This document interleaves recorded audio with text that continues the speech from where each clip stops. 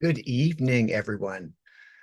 This is our weekly spin into stillness. I am Reverend Rob, and this is that moment that we take each week to regroup, to reassess, to reinvigorate, and restore ourselves so that we can create the week that we are looking to create. And we do that through a meditation. But before we meditate, we actually have a couple of steps that we do before meditation to get us ready to meditate. And the first thing that we do is to set an intention. And the intention that we set is basically our way of articulating to the energy, to the universe around us, what we are looking for, what we desire, what we want as part of this meditation experience, singularly, uh, tonight or over the course of our established practice or establishing practice. So setting that intention just allows us to know what we want and to make it and state it authoritatively. And then we let the universe allow it to unfold the way that it is going to unfold. So I like to write them down on little slips of paper, just like this, because if we were in person, uh, where I used to lead these, I would invite you to write your intention down and then to hold it in the palm of your hand during the meditation so that you're going to energize it. You're going to give it some of your energy, some of your heart's desire. And then afterwards, I would invite you to bring them up to me and we would toss them into a bowl of burning flames. Because while we want to be specific and articulate what we want or what we expect or what we would like from our life, from the universe, from our inner self. We also don't want to hone in too tightly on it once we're done here so that we're looking for it every moment. So tossing the written intention into the flames allows us to let it go, metaphorically, allows us to let it go, release our attachment to it, and then let the universe make it happen for us in just the way that it is supposed to, almost without thinking about it. So let's set about setting our intention. Now, you don't have to write it down if you don't want. Of course, this is your meditation and you do with it the best way that you know how. You can just kind of mock write it on your hand, but something symbolically so that you're kind of taking this idea of the intention and you are nurturing it by meditating with it on your mind as we go into meditation and have a little bit of a deeper discussion with our inner voice, with our deep self. So I'm going to invite you to write your intention now. And I'm also going to add that I'm going to write two slips of paper, one for my intention, and then one that says the words everyone's intentions, because we are not together in person, but we are together as a community online through the miracle of modern technology. I am going to write a little slip that says everyone's intentions that will serve as a proxy, as if you had walked up to me yourself and handed me your intention to throw into the flames. I will toss both my intention and everyone's intentions into the flames, and the rest will unfold. So let's set that intention now. It can be whatever you would like it to be, whatever meditation is going to mean to you, or what you would like it to have uh, happen for you.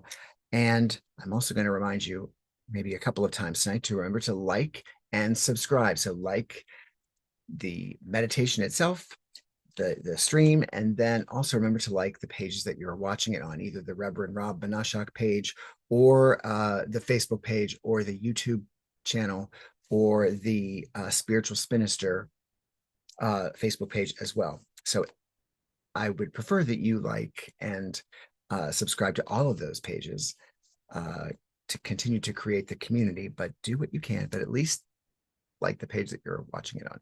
Okay, so let's write those intentions now.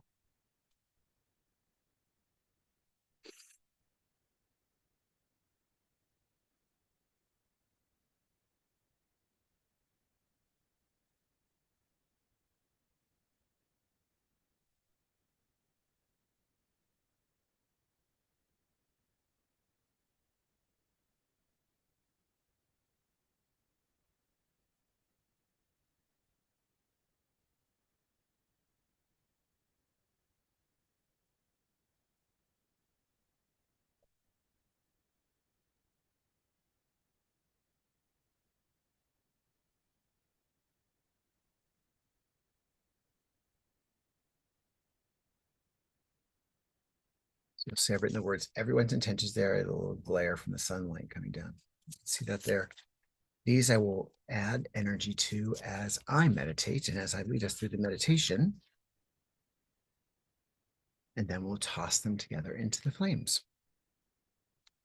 So that's part one.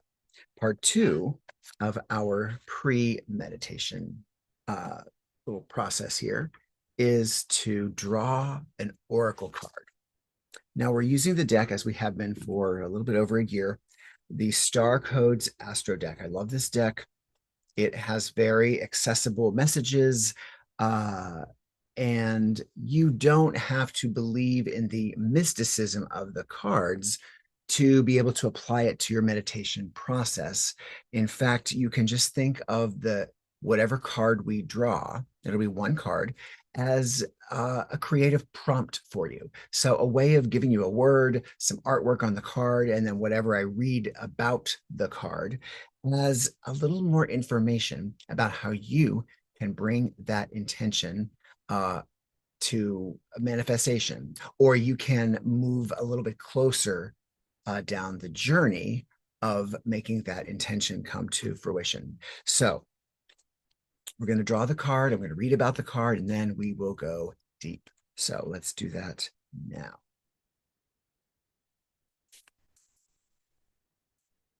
So I'm going to shuffle. I'm also going to remind you that we are each in our own spaces. And of course, ambient sound is happening wherever we are. Either you can hear sound coming from my location, or you're going to hear sounds and maybe have distractions or interruptions coming from your location. But it may startle you if you are going into meditation and you hear a noise, or you hear my dog's bark, which often happens, as you know, if you are here, or a siren or whatever. Someone knocks on your door. If it startles you, of course, that's natural.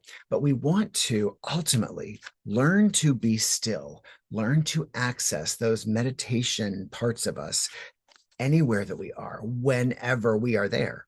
So if we're on the subway, or if we are at work, or if we are at a party with friends, wherever we are, and something happens that might uproot us a bit, we want to be able to access that stillness anywhere. So think of any of those distractions or ambient noises that pop up during our meditation time as just little cues to work just a little bit more to keep that stillness. So you may be startled, but then you can just wrap right back around into meditation, focus on your breathing, and get yourself right back there with no problem whatsoever. So that eventually, again, it's lovely that we've created spaces for ourselves to do this, but ultimately we want to be able to access it anywhere. And being in our creative respective spaces is that way of practicing that. It's a way of being still and being free from distraction. But if we need it while we're distracted, that's even better. All right, so I'm going to just finish shuffling here. Now we're going to draw. I'm not going to draw the card as I used to do up until very recently. But when I'm done, I'm just going to lift the card that's on the bottom of the deck so that I'm not reaching into the card using my own intuition to draw a card for me. But we all agree that since we're here tonight, the bottom card that I reveal to you is our card, and you've each set your individual intentions. This card, this one card, answers the questions that you've asked, or serves the intention that you've set. So I think that's really cool that one piece of information, one creative prompt, is addressing all of our individual respective intentions. And that's cool because we're doing it together. We are accessing these parts of us as a community and bringing energy together as a community. So our card for the day is, what is it? Series Nurture. Nurture, yes. Okay, so I don't think we've had this card before, If we had drawn a card that we had had recently or even before, it's the draw is the draw, the message is the message. I do shuffle the cards throughout the week, so it is definitely still the card for the message, because each week our card is answering our intention uniquely.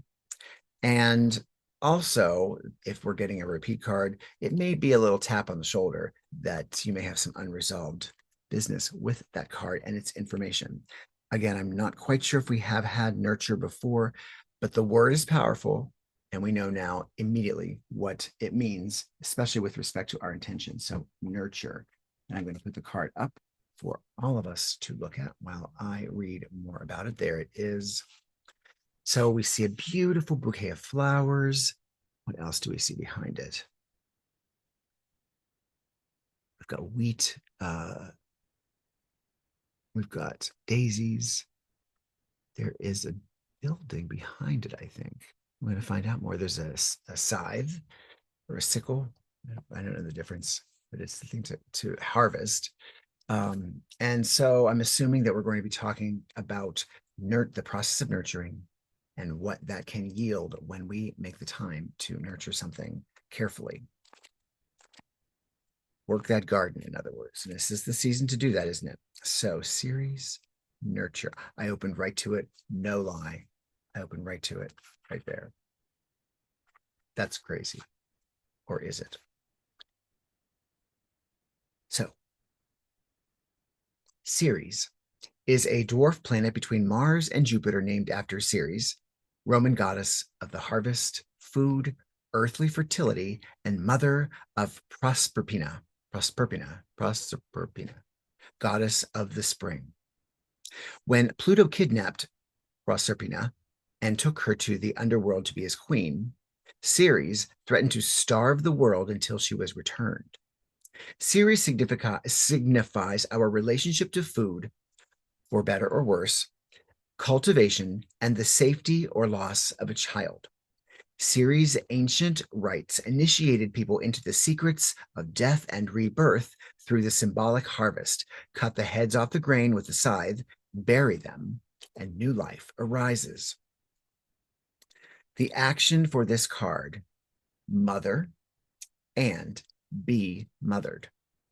Nurture and cultivate that which is growing, whether it's the harvest from the earth, the child from the womb, or the art from the artist. Real love can mean tough love, doing what's best for your beloved, even if they hate you for it. Love and nurture your own body with healthy, whole foods. Take them as communion with the organic world. Feel the earth beneath you holding you, loving you through hard times. Let this abundant flow through you toward others. Advocate for those who are weaker, vulnerable, or dependent. If your progeny, your project, or your harvest is being taken from you before ripening, be ready to starve the world until they are safe. Witness with strength and power. When the time is right, be willing to let go, which is what we do when we light our intentions on fire. For your progeny or creation to flourish, they must embark on their own journey. Once your job as nurturer is complete, let go and step into the next level of your own mastery. The challenge of this card: do not mistake smothering, enabling, or infantilizing actions as signs of love. Once you release the object of your care, your life is not over. A new mystery begins. The gift of this card: there is sacredness in your daily life. Loving, feeding, nurturing, gardening, and being in family, whether chosen or biological, are all part of a powerful spiritual path.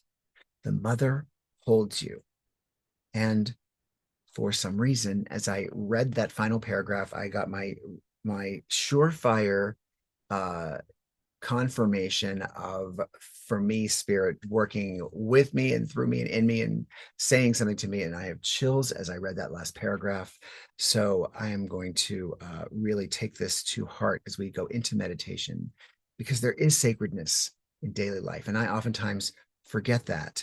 and forget that all the small things that we do throughout the day are gifts to us. Each moment of every day is a gift.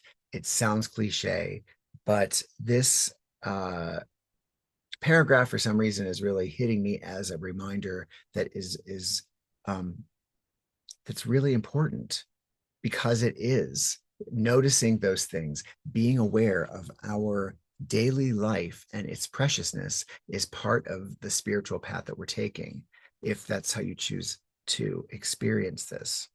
And just reading the words, the mother holds you. That's what a beautiful, beautiful image. So it's time. It's time to get ready for meditation. So wherever you are, we want to make sure that you are comfortable, but also awake and alert if possible. Again, we do these at the end of the day. So I realize that you may be tired or spent, and you may doze as we go into meditation, and that's just fine. It is likely that you're not fully sleeping. Instead, you are actually really meditating, and you are in that meditative kind of haze. So don't worry. But if you can be conscious, if you can greet the inner you, the divine me that I am really, really encouraging myself to remember, that this divine me is the divine spark in each and every one of us uniquely. So the divine me we all have in a unique way, because it is the divine of all of us. So it's the inner voice, or the higher power, or the deeper power. But for the sake of our meditation, I usually refer to it as the divine me. And the divine me is got lots to tell us, because it is always having our back, always giving us the right information if we choose to listen. And so meditation is our way of accessing that listening. So let's take a couple of deep breaths together as we move forward. We're going to inhale through our nose. We're going to keep our eyes open for two breaths, really. And on the third breath that we take together, we're going to allow our eyes to flutter closed. I do put the card back up on the screen so that you can open your eyes and take a look at it if you need a reminder of the images, or a reminder of what the card was saying. You can just kind of open up and squint, or open up and go back into meditation. But we want to begin by breathing deeply. So we're going to focus on our breath. We're going to inhale fully all the way through. We're going to hold for a moment. Then we're going to exhale slowly, more slowly than we inhaled. And as we exhale all of that air out, we're going to hold for a moment as well. So we inhale, pause, exhale slowly, pause, and then we begin the cycle again. 3 times together, then we can all get there on our own. But let's first take that deep breath together. Inhale through our nose. Fill your body. Hold for a moment. And then exhale slowly. And hold. And inhale again slowly. And hold, and exhale slowly, and hold. This is the one that we close our eyes on, so let's inhale slowly, and exhale, and hold. You can allow your eyes to flutter closed as I bring the card up for you to look at during meditation.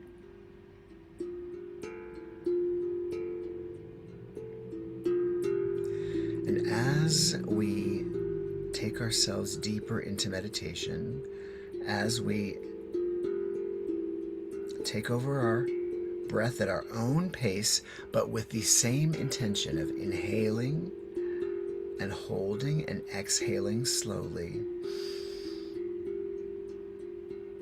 we're now consciously breathing.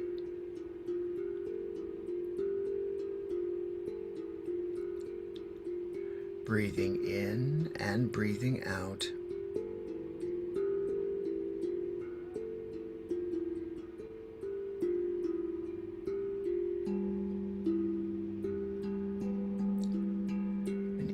breath that we draw in and hold and release brings us to a closer state of relaxation in our physical body first. So just imagine that breath as it leaves your body, leaving behind it relaxed legs and hips and butt and torso and chest and shoulders. Each breath relaxing our bodies,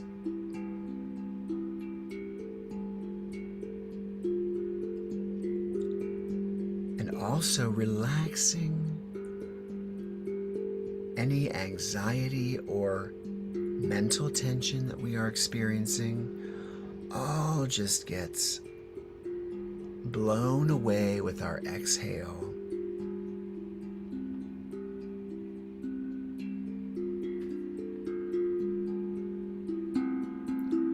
More and more relaxed. More and more free from pain or discomfort or tension.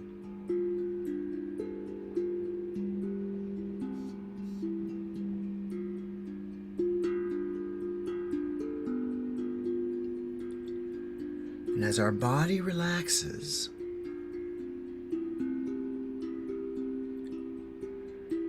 we begin to feel ourselves become lighter in weight. Our physical body becomes more and more translucent.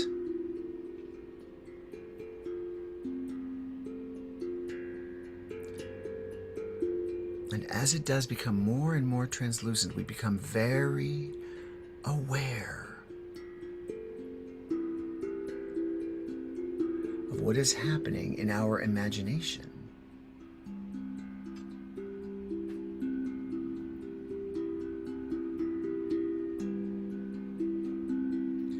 And in our imagination, we are released from our physical body. Basically, it went to this translucent state to release our imagination.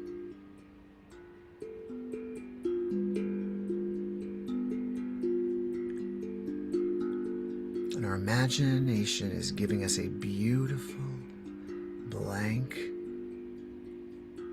canvas all around us. All around where our imagination is just floating in the ether, which is reflecting the essence of who we are. That essence is beautiful and looks exactly as we want it to. A shapeless, colorful form, free from any limitations of our physical bodies. And then with our imagination, we can recreate. We can create a space, a reality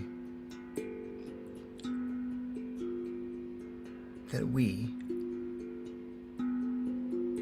would like to be in.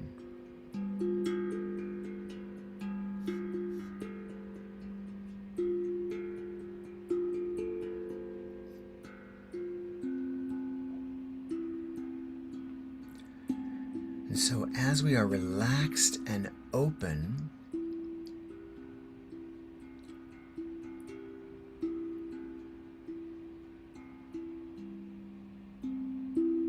let us just recall the intention that we set for ourselves, written on that little slip of paper or in our mind's eye.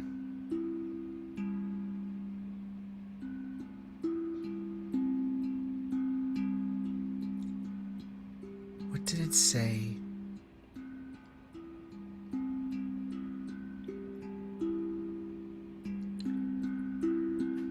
And let us imagine whatever that intention is.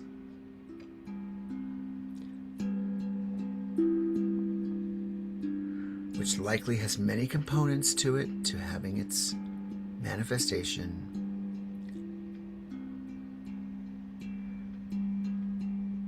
Let us imagine that intention as a beautiful garden, so convenient for us to access at any time. We can just close our eyes and we are seeing it right there.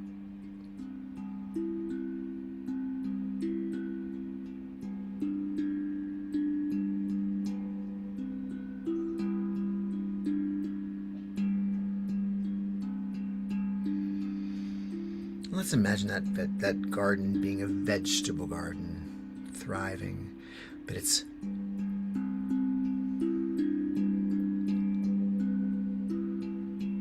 been planted, and the springtime buds are pushing through, and we are aligning our intention with that garden. So let's name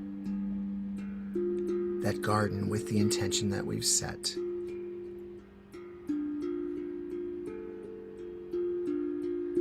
So it might be your spiritual connection garden,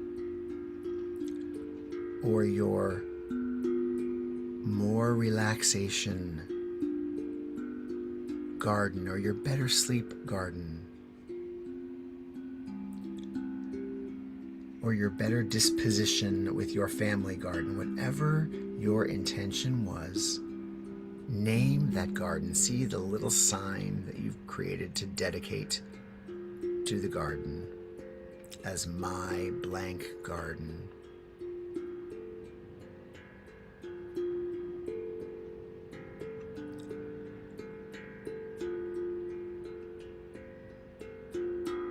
And the garden is looking really good, but we need just a little more information about how we're going to sustain it, what nurturing it needs from us through the summer in order to ensure our future harvest.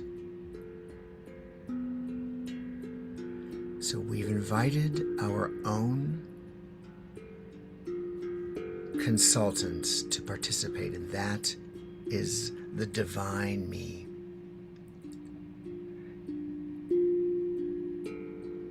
Our inner voice, our higher self. However we choose to see it, this is a part of us that is inherent and a part of who we are, and yet in some ways is also separate enough to be able to have a dialogue and conversation with our material or earth self. And so imagine that divine me slowly fading into the garden.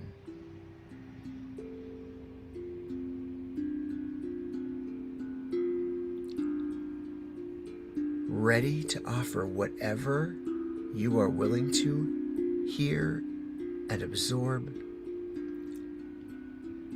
about how to successfully cultivate and nurture this garden of blank in the next few months.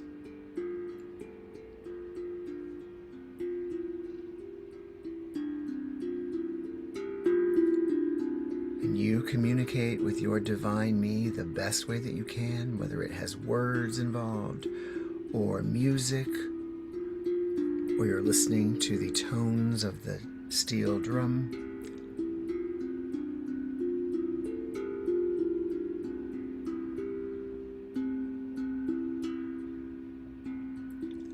But allow that divine me to share with you what you need to know about how to cultivate this beautiful garden so that this intention gets at least one more step toward it as a result of this experience.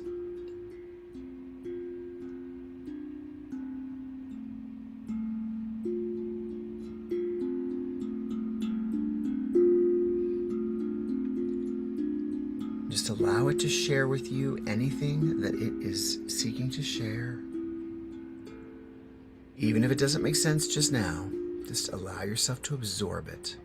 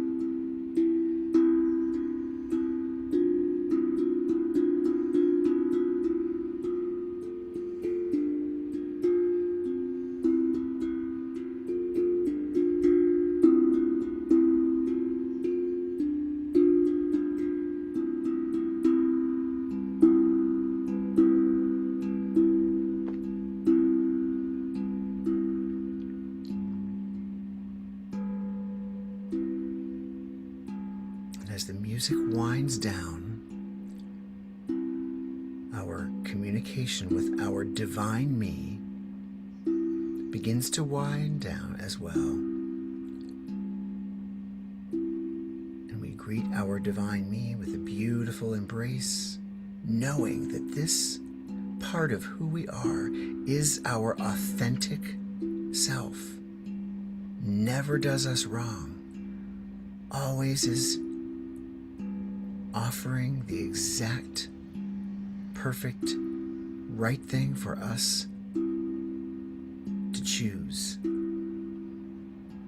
If we choose to listen. So allow that divine me to just appear to fade away. But we know now it's never gone.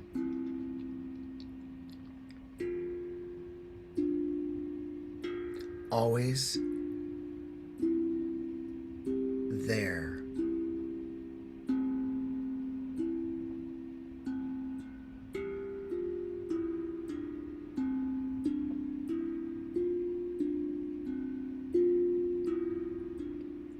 And we are ready to return to our physical bodies with this new information about nurturing.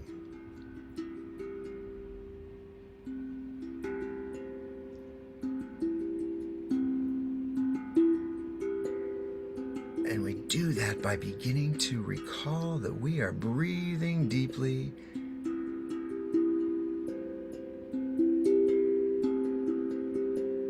and our breath is long and cleansing in and out. And as we begin to recognize that breathing, our body begins to become less translucent in our mind as we float our essence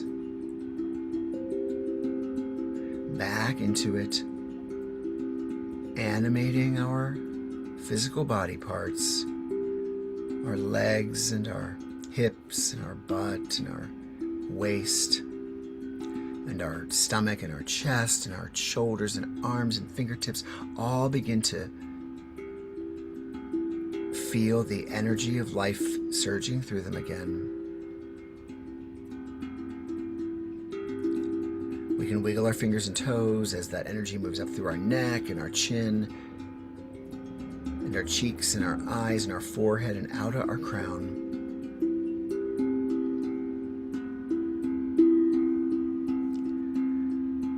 We finish up and we gather ourselves fully by taking 3 quick breaths together. Inhale and exhale quickly.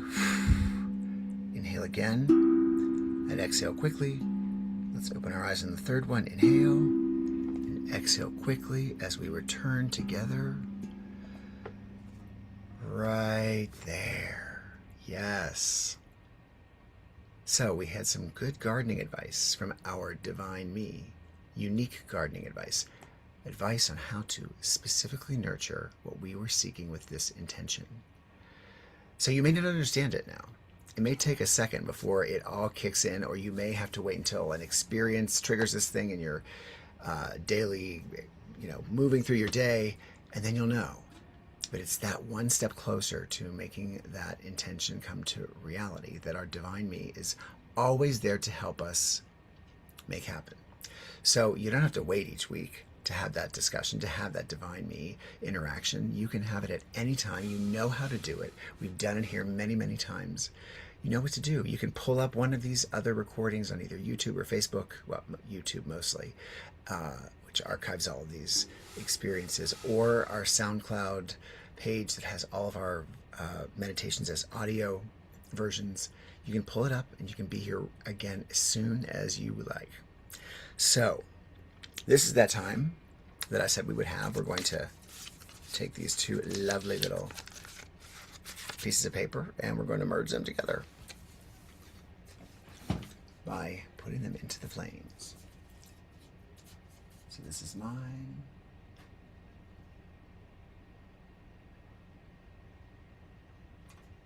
And this is everyone's intentions. And as they burn away, I watch the flames and have my water ready to go. But there they go, more and more out into the ether. And we don't have to watch that pot boil anymore. We can just let it go and allow it to come back to us in just the way that it is supposed to. So, it's a hot summer night here in Washington, D.C., and I hope you are all staying as cool as you possibly can. I'm delighted that you're here. Kathleen and Sue, I love you both. Thank you for joining us on the Zoom. And let's take a quick look to see who is on the other spaces.